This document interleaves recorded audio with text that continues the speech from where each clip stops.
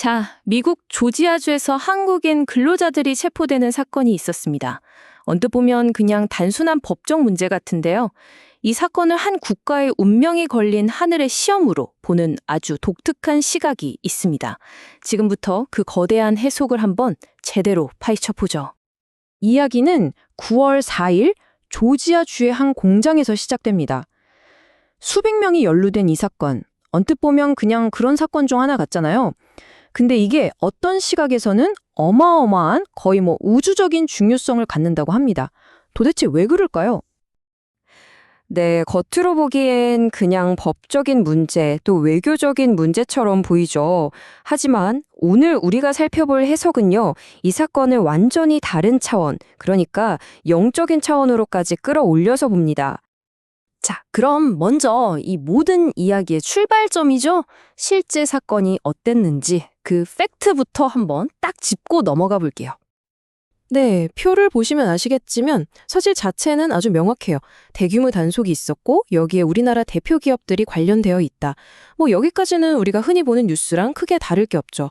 그런데 바로 이 지점부터 이야기가 완전히 정말 상상도 못한 방향으로 흘러가기 시작합니다. 이 관점에서 보면 이건 절대 우연이 아니라는 거예요. 그냥 법을 집행한 게 아니라 무언가 메시지를 던지기 위한 일종의 하늘의 작전이었다. 바로 이겁니다. 아니, 그럼 하늘이 보냈다는 그 메시지라는 게 대체 뭘까요? 이 해석은요, 이 사건을 그냥 한두 기업의 실수가 아니라 국가적인 망신이다. 이렇게 딱 규정하면서 그 답을 찾아갑니다. 핵심 주장은 바로 이거예요. 그러니까 옛날에는 우리나라가 막 발전해야 할 때는요, 편법도 좀 쓰고 일종의 산업 스파이 같은 행위도 어떻게 보면 눈 감아주던 시절이 있었잖아요. 근데 이제는 시대가 완전히 바뀌었다는 거죠. 이 새로운 시대에는 더 이상 그런 방식이 먹히지 않는다. 이런 이야기입니다. 와, 표현이 정말 강렬하죠? 이렇게까지 좀 거친 표현을 쓴 이유는 이게 단순히 법을 어겼다. 이 수준을 넘어서서 대한민국의 얼굴 자체에 먹칠을 한 거다. 이 점을 아주 강하게 강조하고 싶었던 겁니다. 아니, 근데 왜 갑자기 이렇게 세상의 규칙이 확 바뀐 걸까요? 그 해답을 어디서 찾냐면 바로 우주의 질서 자체가 근본적으로 바뀌었다는 정말 어마어마하게 큰 개념에서 찾고 있어요. 이 세계관의 가장 핵심적인 개념이 바로 후천시대라는 겁니다. 이 후천시대에는요, 편법을 쓰면 반드시 벌을 받고 올바르게 행동하면 전 세계적으로 보상을 받게 된다. 이런 뜻입니다. 자, 이 타임라인에서 가장 중요한 지점, 바로 2013년입니다.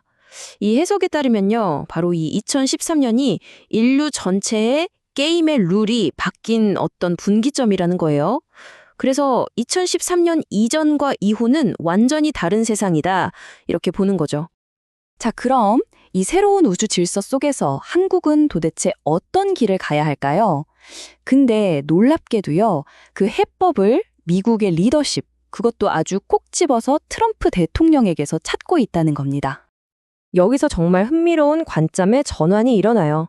미국의 단속이 우리를 공격하는 게 아니다. 오히려 한국을 바른 길로 이끌어 주려는 기회다. 이렇게 사건을 완전히 뒤집어서 해석하는 거죠.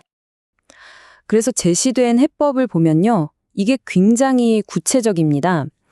가장 먼저 뭘 해야 하냐? 우리나라 기업 총수들이 직접 나서서 우리가 잘못했습니다. 미국 법을 존중하지 못했습니다. 하고 겸손하게 용서를 구해야 한다. 이게 위기 해결의 첫 단추라는 거예요. 이 말을 들어보면 트럼프 대통령을 어떤 정치적인 계산으로 움직이는 사람이 아니라 진심을 보여주고 통 크게 나갈 때 오히려 마음이 움직이는 그런 인물로 보고 있다는 걸 알 수 있죠. 그러니까 핵법도 무슨 복잡한 외교 전략이 아니라 바로 진심이라는 겁니다. 자, 이제 이 해석의 마지막 부분, 그리고 어쩌면 가장 야심찬 부분으로 넘어가 보겠습니다. 이 사건을 통해 궁극적으로 드러나는 목적이 있다고 하는데요. 그건 바로 한국의 운명에 대한 이야기입니다. 이 해석이 가리키는 최종 목적지는 바로 이겁니다.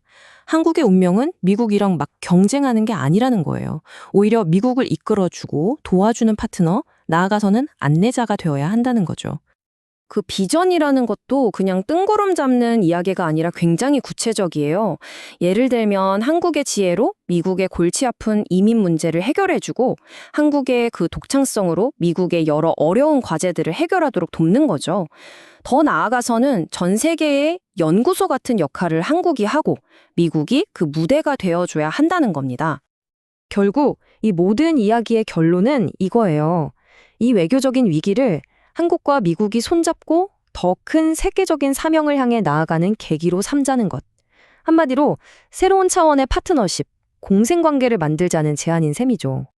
자, 오늘 들어보신 이 이야기, 이 사건을 그냥 법적인 문제로 보시든 아니면 정말 거대한 우주적인 시험으로 보시든 한 가지는 분명해 보입니다. 우리가 어떤 관점을 갖느냐에 따라서 하나의 사건이 정말 얼마나 다르게 해석될 수 있는지, 그리고 그 해석이 때로는 현실에 얼마나 큰 영향을 미칠 수 있는지를 다시 한번 생각하게 만든다는 점이죠.